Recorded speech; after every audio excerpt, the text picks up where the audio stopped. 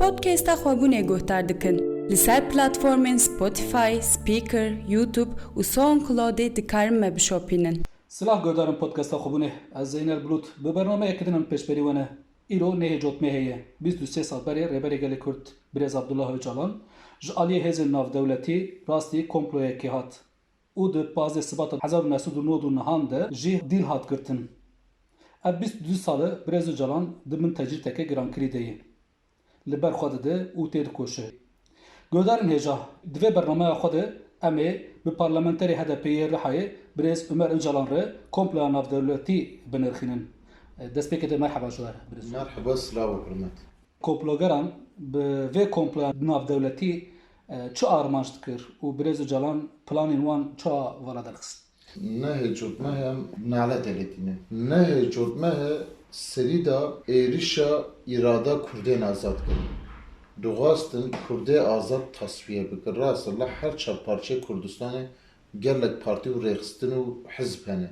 ama li ve dere em dibînin armanca bin komploya de siyaseta qirêj tasfiyekirina Kurdên azad hebû navbera gelan da ji şerekî bêhempa dest bi ev hatibû armançkirin li Birêz Öcalan ev 23 salında ev komplo vala derxist em hemî zanin dema Birêz Öcalan ji Sûriyê hate derxistin balifirê Birêz Öcalan ciyê dakeve peyda nekir ser navê Birêz Öcalan ser navê tevgera wî li Ewropa li gelek welatê de bi milyona Kurd îltica standibû bi cî bûbû yanî daxwaza wan hate qebûlkirin lê bele rewşa Birêz Öcalan ne divêyekê re wê hêzên navdewletî hêzên emperyal Ewropa jî hinek devletên demokrat hebû hişyar kirin wek İtalya Birêz Öcalan jî İtalya derxistin li Yunanistan nehîştin ji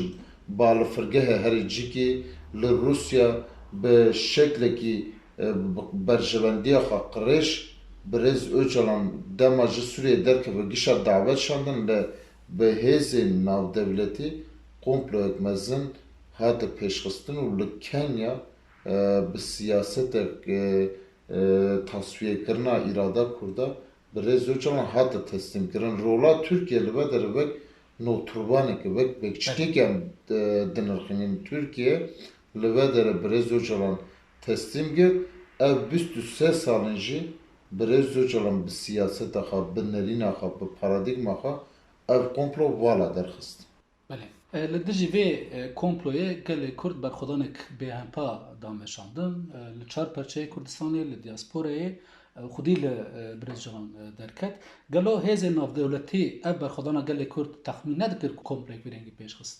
helbet tekoşîna Kurda berxwedana Kurda hêzên navdewletî jî zanin tiştê hêzên navdewletî kirin hêzên emperyal dixwastin Kurda ji hev bixîne ji bo veyeke her kesî jî nehê cotme hêşinda heya 15 Şubatê du ve jî bi dehan Kurd û dostên wan agir bera bedena xwe da dîroka cîhanê de ev tişna tunene gelek bedelên mezin ji bo rêberê xwe ji bo partiya xwe ji bo hebûna xwe însana bedelên mezin da nekî em li ve dere şadeta însana were pir ev dikin yanî şadet mirin ev tişna tiştên nexweş merî jê deşe jê aciz dibe li însana hebûna xwe bi rêber Öcalan dîn hebûna Birêz Öcalan wek hebûna xwe de ji bo we bertekên gelek mezin hatin nîşandan li Ewropa li Rusya li Tirkiye bi rojan bi mehan gelê Kurd rabû serniga ji bo çi rabû serniga ji bo rastiya Kurda Kurdên azad rastiya xwe na Birêz Öcalan da dî paradigma wî da dî hêzên navdewletî her tim gor berjevendiya xwe tev digerin carna ev berjevendî dibe berjevendiyek aborî carna jî dibe berjevendiya birdozî ji paradigmaya Birêz Öcalan aciz bûn wek ji bo birdoziya xwe an ji bo pergala xwe paradigmaya Birêz Öcalan xeter dîtin wek tehlike dîtin ji bo ve xwastin pêşiya Birêz Öcalan bigirin ji bo çi Birêz Öcalan li rojhilata navîn siyaseta gelan dike Birêz Öcalan paradigmek danî hole ji bo çem tiştî dibin ji bo li rojhilata navîn pir reng heye, pir deng heye, pir nasname heye, pir bawerî heye. Dema paradigmaya Birêz Öcalan rojhilata navîn de jiyanek hebe herkese hevde qebûl bike le hemberî hev rêz bigire hurmete bike. Ji bo vê yekê jî Avrupa an ji hêzên navdewletî siyaseta wan li rojhilata navî nagê serî. Ji bo vê armanc kirin Birêz Öcalan bixin bin kontrola xwe an jî teslîma Tirkiye bikin le di vê noxtede nege armanca xwe an em li Rojava dinerin, li Bakur dinerin, li Kurdistanê dinerin. Ev paradigmaya modernîteya demokratîk ji bo gelan bûyê hevî ye. Heviya civakê, heviya milletên demokrat xwe nav da dibînin ji bo vê siyasetê dikin. Helbet hêzên navdewletî ev tişta didîle hêzên navdewletî proje wan cuda bû. Digotin milletê çend roja ra bi ser niga ev Birêz Öcalan were ji bîr kirin. Li Birêz Öcalan li girave lê îmralî hîn xurttir bû. Hîn paradigma xwe sîstematîze kir, ser lêkolîn kir, kûr bû, gelek berhem nivîsandin, gelek pirtûk nivîsandin. Ana ev pirtûkna ev berhemna nav sinirê hêzên navdewletî de jî li hinek zanîngehe wek perwerdeten dîtin pergelek per afirîner û ji bo siyaseta jiyankirinê, ji bo jiyana ev berhemna derxistinê li vê derê jî êdî pêş dikeve. Belê. Tişta ku dihat armanjkirin di şexsê Birêz Öcalan de teslimiyet û tunekirina tevgera azadî û gelê Kurd bû. Tu vê rewşê çawa şîrove dikiye? Çawa dixwaze ve teslim bigire, dixwaze ve ji cevhera xwe dûr bixe. Dixwaze ve teslim bigire, îrada ve bişkêne. Vek alîkî de şevekî psîkolojîk servet de meşandin. Dixwaze ûn ji cevhera xwe, ji nasnama xwe, ji hebûna xwe dûr kevin. Bin kontrola van kesayetên dixwaze teslim bigire têkevin. Li vê derê îrade gelek mezin derket. Û li ev erdnîgariyek pîroz e Mezopotamya, Kurdistan, Rojhilata Navîn, Kurda li vê derê bingeha şaristaniya wa kirî. Ji bo vê yekê Birêz Öcalan ji ev çanda, ev pêşketina bingeha şaristanî hîn bêtir derxist pê sîstematîze kir. Vek paradigmek hatin nivîsandin ser ve civaka xwe ava kir. Ana nav Kurda da pergala Birêz Öcalanê pêşniyar dike, dixwaze bixe jiyanê nav Kurda da hata ceribandin, hata ecibandin. Ji bo vê jî felsefe û ramanî ve hate qebûl kirin. Rast e ana hinek êriş heye, şer heye. Her roj bi dahan ciwanên Kurda, xortên Kurda tên şehîd kirin, tên qetil kirin. 2015-16 da bajarên Kurdê hejmara wan bi 100,000 bi şeklekî qirêj êriş kirin, şerê bajara kirin, bi dehan bi sedan sivîl hate qetil kirin. Milletê me bû penaber. Li dîsa jî milletê me lê xwedî derketina Birêz Öcalan li xwedî derketina pergala wî de ısrar dike. Ji bo çend ve tişna dibêjin îrada însana teslim girtin gelek zehmet. Ji bo bawerê xurta Bakuriyê. Gelê Kurd hebûna Birêz Öcalan vek hebûna xwe dibîne, gel vî tiştî dibîne, vî maneviyetê dibîne, ve ruhiyetê dibîne ki ji bo çi ji bo ke bedel dide dibîne ji bo ve hevdixurtkirinek heye.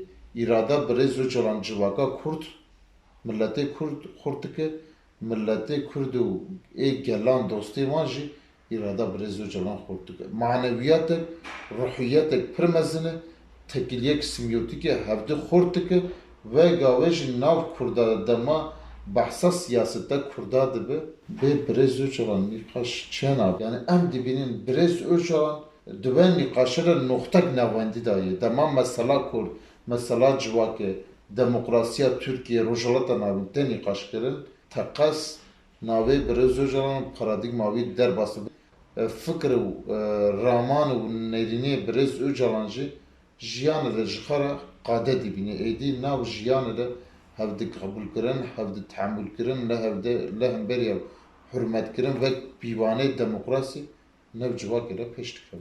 Belê. Ev 22 sal Birêz Öcalan dîlgirtiye. Dewlet bi tecrîdkirina Birêz Öcalan hiqûqa xwe jî di heman demê de bin pê dike. و لجبونا شقاندنا اف تجديد تكوشينك شي تيداي لي الدولة دا تجديد اسرارتك چما دولة تجديد اسرارتك حقوق خو بالبيتك برز Öcalan modelek afrandiye, plansaziya wî heye, bernama wî heye. Vî tiştî Birêz Öcalan hem partiya xwe re dibêje, hem tevgera xwe re dibêje, hem milletê xwe re dibêje, hem derdora xwe re dibêje, dema pêvajoyê çareseriya demokratîk da devlet re jî bû. Ji îstîhbarata wan re, ji heyeta wan re, ji serokkomarê wan re jî got. Li vê derê tecîd berdevam dikir. Ji bo çi noxtekê de hevdî nabîne. Devlet an jî hêza hegemonîk ê tekekesî diparêze li hemberî paradigma Birêz Öcalan disekine yani neqebûlkirin heye. İrada te qebûl nake. Rastiyê te qebûl nake. An jî Kurdbûna te qebûl nake. An jî milletekî dibe wek acemtiya te, erebiya te qebûl nake. Ji bo çend vî tiştî dibêjin afirandina komara Türkiye'de hinek esasên bingehîn hene. Tek milleti, tek oğlu, tek nezikatî, tek bawerî. Her tiştî gor xwe dizayn dike. Birdoziyek were tasfiyekirin û tefsandinê. Ji bo ve tecda ser Birêz Öcalan Kurtîr dibir. Rast li hemberî ve tekoşînek bê hempa te meşandin. Bedelên mezin te dayî. Rast alê fîzîkî de ser Birêz Öcalan ana tecdîdek heye. Ne malbat kare here, ne parêzer kare here, ne heyet kare here. Ne Birêz Öcalan bi rêyên telefonê û an ji fax û mektuba kare derdora xwe re an malbata xwe re an jî hevalên xwe re bişîn. Vana gor zagonên Tirkiye, gor makazagonên Tirkiye jî dervê qanûnê. Qanûn ehlaqeke, rêw rêbazeke, rêgezeke.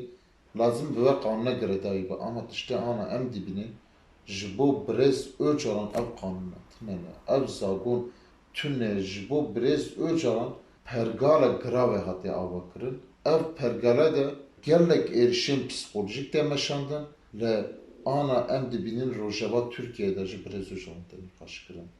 Mijara Kurda û Kurdistanê de nîqaş kirin. Rewşa HDP de nîqaş kirin. Avakirina HDP jî em bêjin. Ana hinek kes kesayet dixwazin HDP û Birêz Öcalan ji hev veqetî an jî cuda cuda nîqaş bike. Tişta tuneyê. Va tişna tiştê erzan û sivik e. Avakirina HDP de rol û misyona Birêz Öcalan hêvek partiya müzakere Birêz Öcalan ava dike pêş dixe. Dibêje lazim e Kurd, dostên Kurda, hevalbendên Kurda an jî hêzên demokratîk bin ve sîwana de cih bigire herkes bu cudatiya xwe, siyaseta xwe, tekoşîna xwe bike bijî nav ve sîwane de. Ev sîwan jî HDP'ye. HDP temsiliyeta tamama Türkiye Rojavata navînê gelek netev, gelek millet, gelek ol û ziman nav de heye. Li ana hinek faaliyet de meşandin. Faaliyetin operasyonel lazim em di ve noktede baldar bin. Ji bo Kurda ev qanûna derxistinê Kurda bi pêşengte Birêz Öcalan da ev siyaseta vala derxist. Ev siyaseta derbas û çû dijminatêk mezin ser Birêz Öcalan te meşandin. Birêz Öcalan nokta demokrasiyê da nav Kurda da ittifaqeke vakir. Kurd giyan hev ve kesek demokrat ji bo em dibêjin. Ev paradigma hêdî hêdî pêşke ve jiyanê de ji xwe re ava bibe qade bibîne. Bele.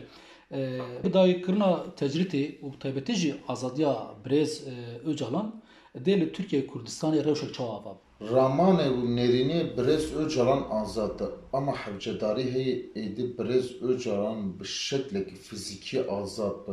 Dema Birêz Öcalan azad be kevder be hizmeta siyaseta xwe paradigma xwe bike nav Tirkiye'de jî demokrasî pêşkeve. Dema Birêz Öcalan imkanê wî hebe, derdora wî hebe, tekiliya wî hebe, kare bi raman û nêrîna xwe bi gelê xwe re û gelên Rojavata navîn re parva bike, hîn bêtir fonksiyonel dibe, hîn bêtir pêş dikeve. Yani ana em ser paradigmaya Birêz Öcalan em dipeyivin. An jî çapemenî dipeyivin, rewşenbîr dipeyivin, rojnamevan dipeyivin. Ve deme Birêz Öcalan li derva be bi yek yek bi zimanê wî, bi devê wî, bi hestên wî, bi mejê wî temas bi civakê çê bibe Rojavata navînê xwe nû da were dizayn kirin. Pergala Birêz Öcalan de jevir yekîtiya Rojavata navîn deman pêş nekin, li hefatin li temamê Rojavata navî Nav Kurdar ji elvek demokrasiyek pir xurt e peşkev. Jiyanek pir xurt e vera avakir. Divê jiyana de herkese para ha bigire. Gelle Erebe bigire, gelle Acem bigire, gelle Türkiye bigire. Ana çavayı pergalên despotik ava bûne. Bin sîvana hinek devleta de. Gel hatê tefisandin. Carna bu olî hatê xapandin. Carna bi aborî hatê xapandin. Carna bi nan hatê terbiye kirin. İnsan hatê fetisandin. Mirovên rojhilata navî bi rastî bingeha şaristanê li vir ava bûyî le ana şer, xûn, kuştun, qetilkirin, zindan. Yani li ve dere gelek berhemên mirovatî hatî pêşxistin ava kirin li ana jiyan ve dere herêmî. Dema Birêz Öcalan li derva be, li Kurdistanê be, nerîna xwe bi civaka xwe re, bi derdora xwe re parva bike, avakirina pergala modernîteyê demokratîkê bêtir pêşkeve. Herkese xweser be, civak jî ye xweser be, însan jî ye xweser be. Kes jiyana xwe nikare vek tehekkûme li hemberî xwe şuxlandî bide, vek îrada însana teslim bigire. İrada Birêz Öcalan pêş dixe azadiyê. Azadiya însana, azadiya civaka, azadiya têkakesa û a civaka hevdî xurt dike. Hevdî xurtkirine derke pêş li ve dere modelek gelek xurt e vera ava kirin. Ana Türkiye siyaset ser nijadperestî civakê dike de alî dike sê alî lê hemberî hevdî şixulîne. Ya karî devleta Türkiye bi zimanê min tune ez ê Kurdiya xwe bipeyivim. Ez ê bi Kurdiya xwe perwerde bibînim. Ez ê bi nêrîna xwe cîhanê jiyan bikim. Çima li hemberî me ve zulme dike? Çima baskê li me dike? Çima dixwaze perwerda Tirkî bimide? An ji baveriya me vek Alevî, Sunnî, Ezîdî çawa ez dixwazim verê jiyan bikim. Ev devleta hanê çima vî tiştî derdixin pêşiya me? Me neçar de hele vek ez îrada xwe teslim bikim vek wî jiyan bikim. Birêz Öcalan felsefa wî, paradigma wî li hemberî teslimiyetê yî em îrada xwe teslim nakin li bêjin. Rastiya me ev e, cevhera me ev e. Em dixwazin bi wî şeklî jiyan bikin. Dema ev tecrüte vere şikenandin xala yekemîn, xala duyemîn ji azadiya Birêz Öcalan lazım eydi ev tişta vere nîqaş kirin 23 sal bûyî. İnsan careke te jiyanê Birêz Zeynel lazım e civaka rojhilata navî teame bide hev, hevde qebûl bike, hevde tehammül bike gor rêbazên demokrasiyê. Birêz Öcalan jî siyaseta jiyan ev jiyankirinê dide pêşiya me. Siyaseta civakek azad dide pêşiya me. Dema Birêz Öcalan derva be nerînê xwe hîn bêtir parva bike, hîn bêtir e danûstanên çê bibe, ji bo rojhilata navîn de pêşerojek mezin, belkî ji bo cîhanê jî bibe modelek mezin. Baş e tam divre de jem vê birsin. Dewlet û desthilatê li vê welatê çima aramî, azadî û aştiyê naxwaze di şer de israr dikin? Ana herkes dixwaze tehekkûme bike. Ji bo çi dixwaze? Ji bo pergala xwe berdewam bike, ji bo berjewendiya xwe. Ana desthilatdariya Tirkiye'm dibîne. Hinek însan aliya borî de gelek xizane natune bixwe. Hinek însan jî heme helbirênên Tirkiye dixwe li hev parva dike, derdora xwe parva dike. Vek hevbûna xwe ser tunebûna netewade dibîne. İşte modela Birêz Öcalan li vê dere derdikeve bolê. Ji bo ve hertem nav saziyê me binerin, nav paradigma Birêz Öcalan binerin. Xala yekem, gotina yekem, hevokê yeke demokrasiyê, demokratbûnê, hevde qebûlkirine, hevde tehammülkirine, rengê hev tehammülkirine. İşte Birêz Öcalan ji bo ve yeke ve têkoşîne, dimeşîne. Pergalek alternatîv dîtîne holê. Pergalek alternatîv ji bo însanên ana zulme dibîne, bindest an jî ji mafê xwe bêpar mane. Ji bo ve siyasete dike.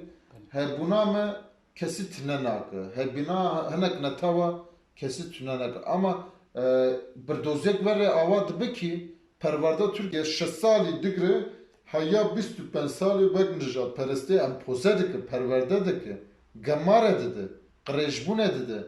Hebûna xwe ser tunebûna însana de hesîbînî. Lazım e pergala bi temamî vere guhertin jiyana komînal û demokratîk em pêşxin. Pêvajoya di navbera 2012-2015 de ya diyalog û müzakereyan ji bo çareseriyê hin hêvî da civakê. Lê dewletê û desthilatdariyê bi taybetî ev hêviya civakê şikan ev pêvajo bi dawî kir. Niha dîsa hin nîqaşên çareseriya pirsgirêka Kurd heye ji alî muxalefetê ve tê meşandin. Sedema vêyekê çi ye û hûn çawa vêyekê şîrove dikin?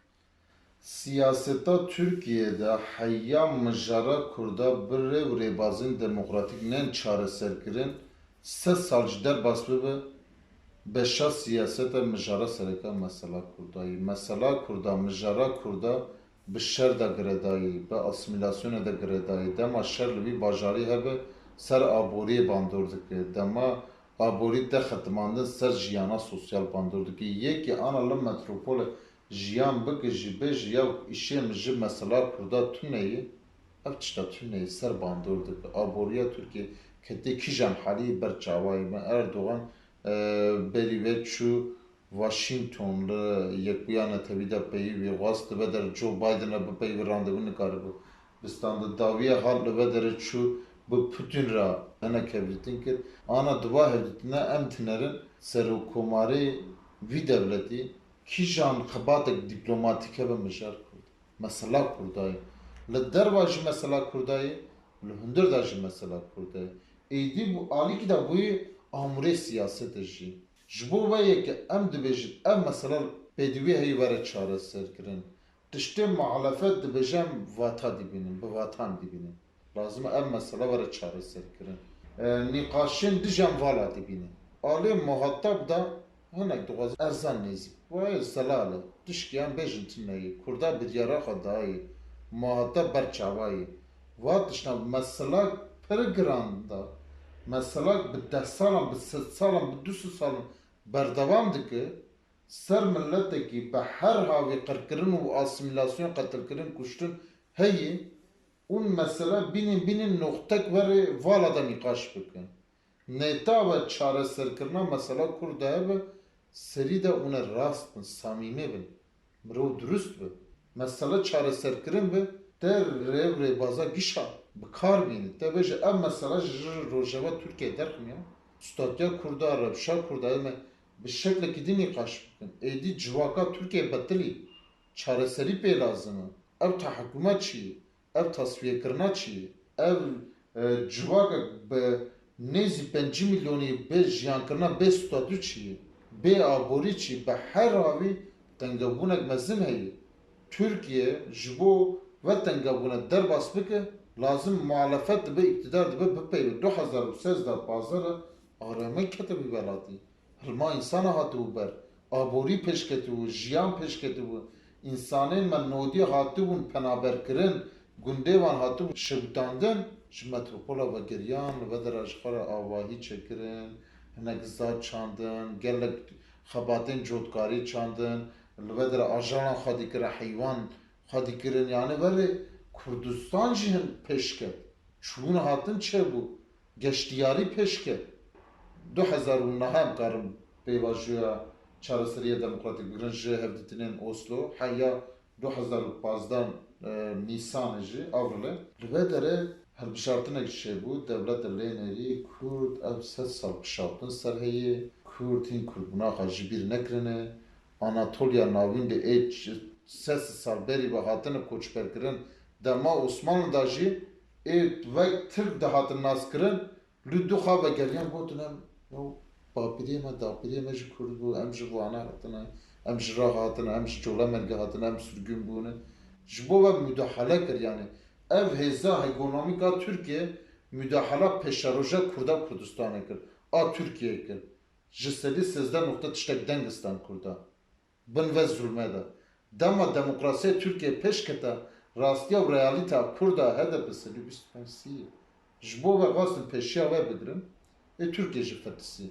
dixwast HDP Kurda bitefsîne vek polîtikayek bastırma tasfiye bû çû ana vezîrê karê hundir çîroka dibêje xelas bo xetî mi muhalefet ji wî tiştê alîkî da bibînin behsa Kurda bikin hinek tişta bi nav bike bi xal bêje çetir ve baştir bi Kurd jî ev xwe zelal bike dibe noxtede vek divê hêzkirina pergala parlamento Valla parlamento vek parlamento berî ve tu mana ve tu ne yani xal tişna bêje hêzkirina pergala parlamento bi çawayî bibin bi nav bike ev tişte heye baveriya me heye heviya me heye ji bo ev zarokên vî milletî bedel dide ev pergala bixa tefsî bixa tasfiye bû bi lêxistine bi kuştine bi qetilkirine ku xelas na bi rastiya civakek 5 milyon li ber çawayê pêşketin teknolojî ragihanda pêş dike ve la Efrînê çi dibe em dibînin li vir la Amedê çi dibe Qamişlo dibîne li Qamişlo çi dibîne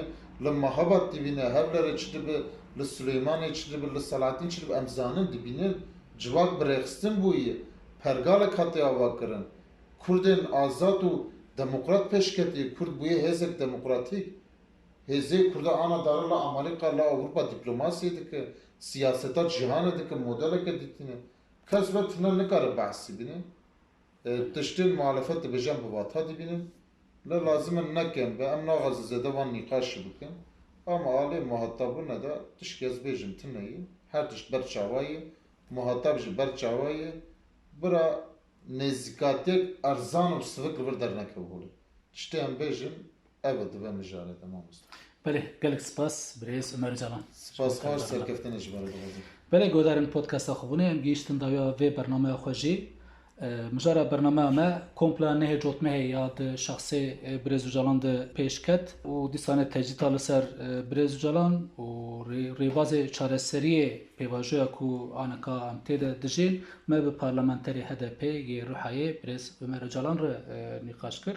Heta bernameyeke din ev dem û hemû demê xweş bi xatirê we.